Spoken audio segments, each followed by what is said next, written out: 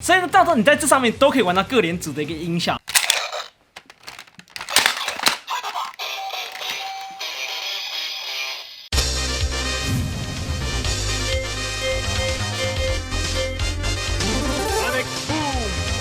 No sir no sir， 我是什么叫干嘛呢？我们今天的话要来帮大家开箱一下我们欧资最强的连组，好不好？这些就是今天要来帮大家介绍一个连组——恐龙连组啊。在剧情设定里面啊，为什么他们会成为贪婪兽？因为呢，他们就是每个人都缺失一个硬币啊，10枚才是它完整的一个形态啊。当缺失1枚时，它就会变成怪人啊。然后呢，他们当初刚弄出这个东西的时候呢，就让它是非常非常完整的10枚啊，翼龙、三角龙、暴龙、翼龙、三角龙、暴龙、翼龙、三角龙、暴龙，这样3组，中间再加一个翼龙，这样才是他们真正的一个硬币完全体啊。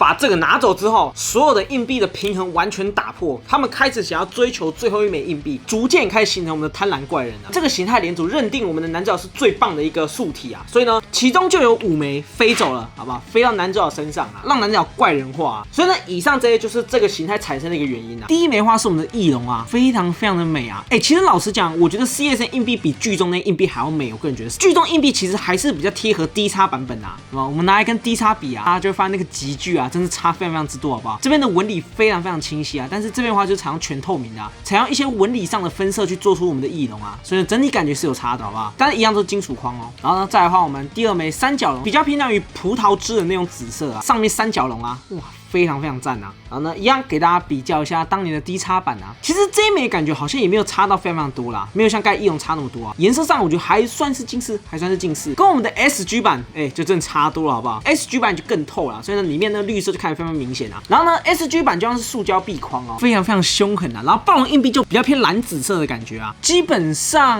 对这个颜色算是浅很多，这个感官上就差蛮多了，好不好？然后一样是我们的金属壁框，这样给大家看一下。然后呢，我们硬币穷看，我再跟大家解释一件事情，为什么恐龙连组不能搭配其他连组进行使用？因为它是属于现今不存在的动物嘛，所以呢，严格说起来有点像是幻之动物连组啊。所以基本上这些恐龙硬币啊，没有办法跟其他硬币进行一个融合啊。然后为什么恐龙硬币堪称为最强？因为呢，它的设定上它是可以去消灭其他硬币的，所以呢，不管鸟连有多强大，但是这个话有附带一个硬币破坏效果，所以呢，基本上你要打也是打不赢的，好不好？所以呢，这上面就是我们恐龙连组，这样跟大家讲一下。好，跟我们刚才那些硬币讲解完毕之后呢，我们现在来变身成我们的恐龙连组啊。但是我还是说点，恐龙连组在设定上比较特别一点是，它认定的是我们男主角嘛。其实严格说起来，它比较像是男主角的一个守护灵的概念，就是说，当男主角发生任何危机或者当下他打不赢的时候呢，我们的恐龙连组就会出来帮他一把，只是会变得无差别的攻击，就很像是初号机的概念啊，而且颜色上也很像初号机。好，那我们现在讲完之后呢，那我们现在就马上进行一个変身。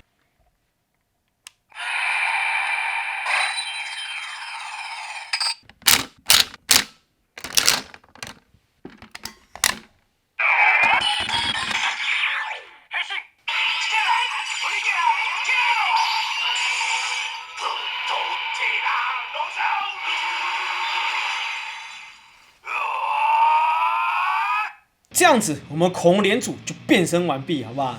不错不错。只是我觉得唯一有点小小可惜的就是，我觉得男主角吼叫那声音不够久啊，因为呢，在剧中那吼叫是吼超级久，而且非常非常有威慑性。然后当他开始失控，开始攻击别人啊。然后我们变身完毕之后，我们再使用一下我们的一个必杀技，好了，我们稍微听一下。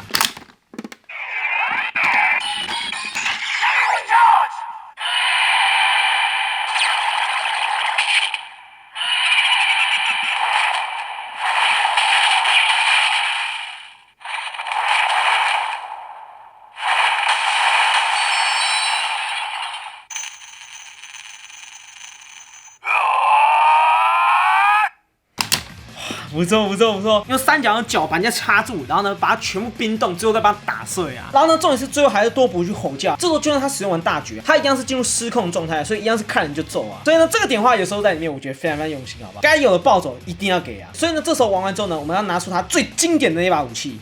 就是我们这个，我要先说这个武器在剧中，我觉得算是运用的非常非常灵活啊。它除了是我们恐龙形态专武之外，其他连组都是可以跟着使用的。而且到中后期，其实有时候使用亚种形态有点不够力的时候呢，就必须使用到恐龙战斧啊。除了搭配连组进行一个必杀技之外呢，也可以依靠亚种形态让这个再更加增强啊。所以呢，算是一个非常非常厉害的武装，好不好？然后呢，我们现在稍微来看这个外盒哦，这边的话就我们一个恐龙连组啊。帅，并且这边的话就是我们的一个战斧啊。其实这个战斧的外观我觉得非常帅气。然后呢，上面这边有没有发现可以搭配所有的连组进行一个游玩啊，赞。然后呢，它的玩法其实说起来算是非常简单啊。第一个的话就是炮击嘛，就是压缩硬币然后进行大炮，或者是说使用斧头进行斩击必杀。连组的话通常都是搭配斧头进行使用。以前的玩法就是这么简单啊，你看现在玩法都是塞好塞满啊。好，我们把这讲完之后呢，开箱。有没有？就是他假装从地板上拔出来啊，在剧中那个从地板上拔出来，我觉得非常酷吧。而且重点是，其他形态也可以从地板上把它拔出来，所以不限定一定要借由恐龙形态再转变成其他形态才可以使用啊。这把斧头其实说实在的，我觉得它整体的外观是非常不错的啊，就是跟剧中不会差到太多。size 部分我觉得还算是可以而且重量算是非常之重，在重量跟它的造型比例上，我是非常满意的，好不好？然后呢，我们从这边的话就可以看到一个非常帅气的恐龙，而且它上面还压了一些纹理上去啊，然后这边还加入一些紫色线条，因为它是恐龙形态，它的牙齿部分基本上是采用金。你会发现这边的话是采用一个透明键的设计，好不好？这边就是恐龙斧的一个斧头部分啊，但是它这边很巧妙运用一个点，就是说呢，它把这边恐龙斧啊，除了当攻击的地方之外呢，还可以投入硬币啊，所以你在这边是可以清楚看到硬币的，好不好？物尽其用啊，不会再多生出一个需要让你去塞孔的一个位置啊，而且它上面的话也是大量一些纹理存在啊。然后在下半部分就是恐龙的一个下颚这样子，毕竟它是大炮嘛，所以呢这边的话还是多了一个炮孔的一个地方啊。重点是这个炮孔上面啊，基本上也是加入了大量纹理在里面啊。前面就是开炮的一个地方这样子，在这边画有一个握把的一个部分啊，基本上它的声音出发点是从这边出发，它的大炮展开机制超棒的。我这边先卖个关子，先不跟大家讲一下，然后并且在这边的话是平常我们男主角手拿的一个地方。OK， 我们把这边玩完之后呢，我们现在稍微来把它开机一下，它的开机键在这里哦。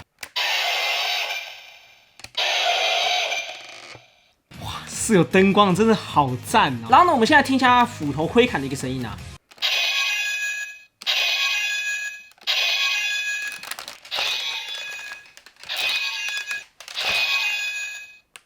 还行，还不错，但是感觉声音可以再重一点啊。对，它连打的话跟长压都没有特殊的一个声音。那我们现在就来教大家如何使用一下这个部分吧。然后呢，我先跟大家讲一件事情，我刚才在偷玩一下，我发现我的这个可能拿到鸡王了，我这边超硬，它不是说不能玩，但就是需要大力一点。难道通常都只一次插一颗啦？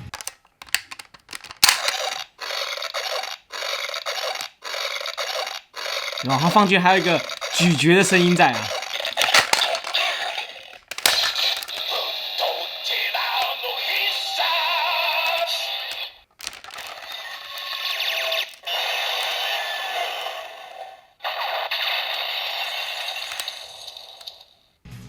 有没有？我觉得它这超棒点是，它把它吃进去之后呢，它就会进入必杀的状态嘛。然后呢，要不使用下一阶，就必须把这边握把往下抽出来，然后呢直接变大炮的一个状态啊。我超喜欢它这个流程，玩起来真是非常流畅。它的大炮形态的话，这样子给大家看一下，帅，真的非常不错。这个话就是它大炮的必杀技啊，它大炮必杀应该都只有一种音效了，我们多塞几枚试试看好了。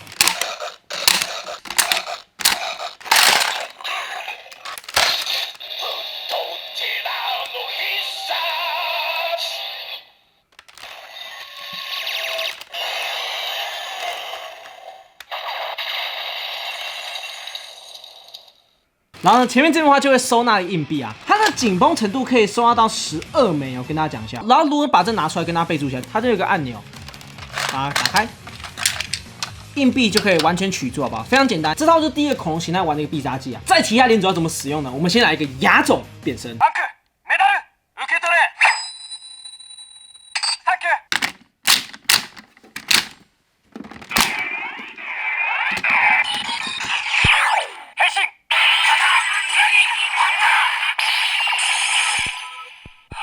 OK， 我们现在是鹰虎皇形态嘛，所以我们让这个发挥鹰虎皇的一个能力啊，随便一个硬币都可以。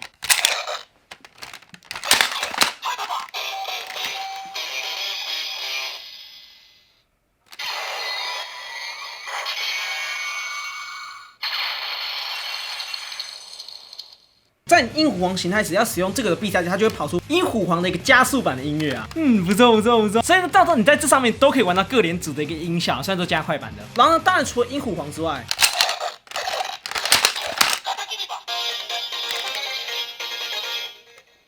这整个风格感觉好日式哦，我不知道什么。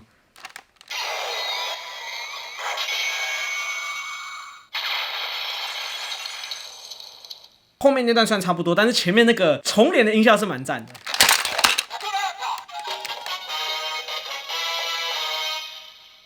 样子的话，就是我们狮子连锁的必杀技。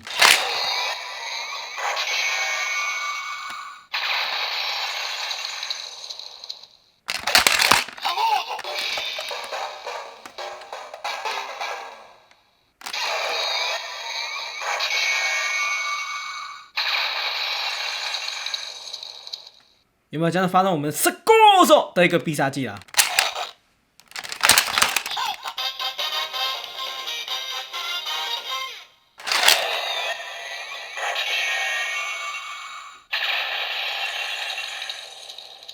？OK， 这样子就发我们水炎联动斧的一个必杀技啊。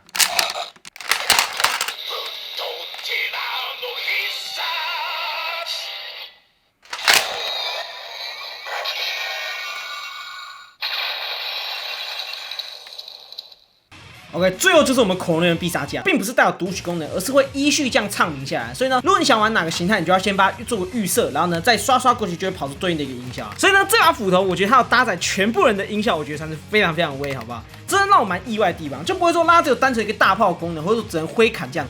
所以呢，这他妈就是我们恐龙斧的一个完整游玩内容啊，我觉得已经算是非常棒了。老实讲，好了，各位，以上就是我们欧兹最终形态的完整游玩内容，就是它的一个基础的 CSM 变身之外呢，还有它的一个恐龙斧开箱啊。虽然它是属于比较旧的东西，但是我觉得它的玩法上啊，它的音效搭载上都算是非常惊艳啊，完全无愧对于救急武器的称号吧。因为你们要知道，近年的救急武器虽然都可以跟表头进行联动，但是单体游玩性质就是没有这么高啊。可是这把斧头啊，单体游玩直接灌到饱，在剧中里面表现它是非常亮眼，搭配一些亚种形态啊，还可以搭配斧头用，真的是完全惊艳到我，好不好？好了，所以呢，以上就是我们这一次来到欧兹的一个最终形态完整开箱。如果喜欢，请帮我在评论区这么写，拜拜。